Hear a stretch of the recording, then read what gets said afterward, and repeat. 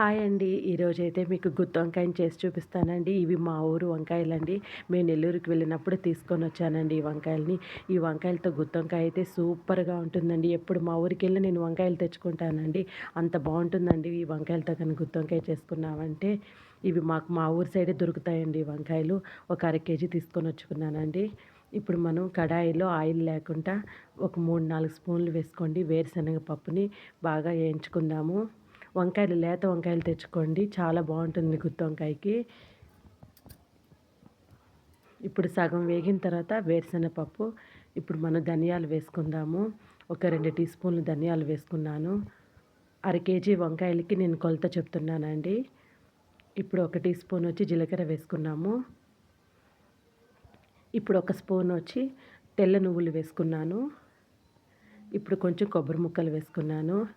ఎండు కొబ్బరి ముక్కలండి ఇవి. బాగా ఫ్రై చేద్దాము.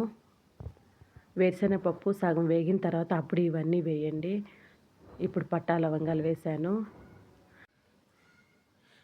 ఇప్పుడు ఒక 15 ఎండుమిర్చి తీసుకున్నానండి. మన కారానికి తగ్గట్టు వేసుకోండి. కారం ఎక్కువ తినే వాళ్ళైతే కొంచెం ఎక్కువ వేసుకోండి. ఇంక నేను కారం వేయనండి.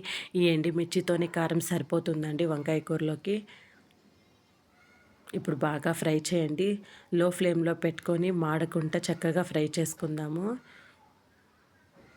ఇవి బాగా వేగాయంటే టేస్ట్ సూపర్గా ఉంటుందండి. ఈ మసాలానేనండి గుత్తి వంకాయకి టేస్ట్ వచ్చేది. ఇప్పుడు ప్లేట్లో తీసుకొని చల్లార్చుకోండి. నేనైతే 3 టమోటాలు తీసుకున్నాను. ఒక 2 ఆనియన్స్ తీసుకున్నాను. ఇప్పుడు వీటిని సన్నలుగా కట్ చేసుకొని పక్కన పెట్టుకున్నాను. ఒక 3 పచ్చిమిర్చిని చీలికలుగా చేసి వేసుకున్నాను. ఇప్పుడు అన్నీ కట్ చేసుకొని రెడీగా పెట్టుకోండి. అవి చల్లారే లోపల ఇప్పుడు మనం మిక్సీ పట్టుకుందాము.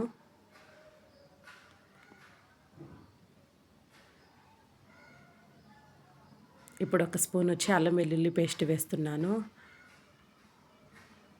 సరిపడా ఉప్పు వేసుకున్నాను. ఒక టీ స్పూన్ వచ్చి పసుపు పొడి వేసాను. ఇప్పుడైతే మనం మిక్సీ పట్టేసుకుందాము. కొంచెం నీళ్ళు పోసుకున్నాను. నీళ్ళు పోసుకుంటా మెత్తగా పేస్ట్ లాగా మిక్సీ పట్టుకోండి. ఇప్పుడు మనం వంకాయ తీసుకొని గుత్తి వంకాయకి ఎలా కట్ చేసుకుంటామో ఆ విధంగా కట్ చేసుకొని లోపల వచ్చి మసాలా పెట్టుకుందాము. వంకాయ లోపల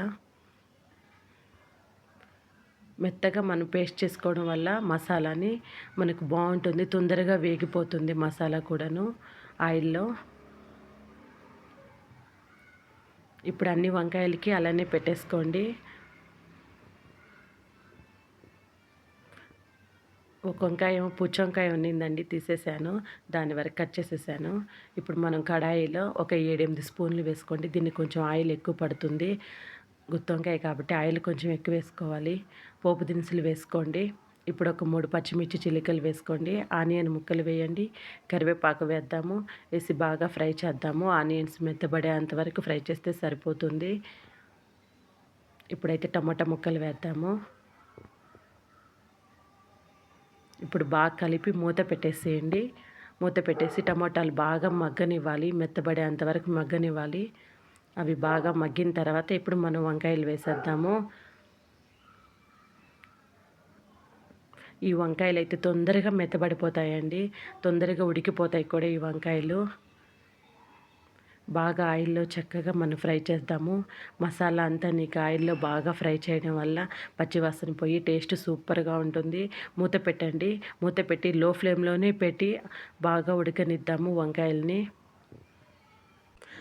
లో ఫ్లేమ్లో పెట్టే వంకాయల్ని మెత్తగా బాగా ఉడికించాలండి. హైలో పెట్టకండి. నేను నీళ్ళు పోయటం లేదు.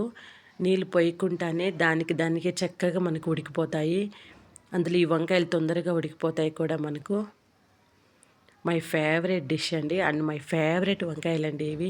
ఎప్పుడు మేము నెల్లూరుకి వెళ్ళినా వంకాయలు ఖచ్చితంగా తెచ్చుకుంటానండి. వెళ్ళిన ప్రతిసారి వంకాయలు తీసుకొచ్చుకుంటానండి. నాకు అంత ఇష్టం అండి.